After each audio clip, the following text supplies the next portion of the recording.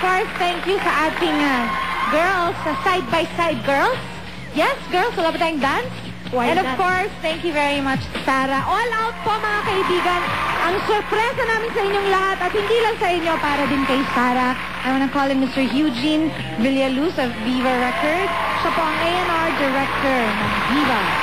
So, yes! Hello, good afternoon. Surprise! Yes. First of all, I'd like to congratulate Sarah for a wonderful concert last night. Yes, it was very, very Mary successful. Pipion, also October 24. Yes. And today we would like to officially award her with this Platinum Record Award. Oh my God! For her album, Wow. Pop Star, A Dream Come True. And it was In less released... than a month, Yes! achieved na to eh. Ang galing, oh no? Gosh!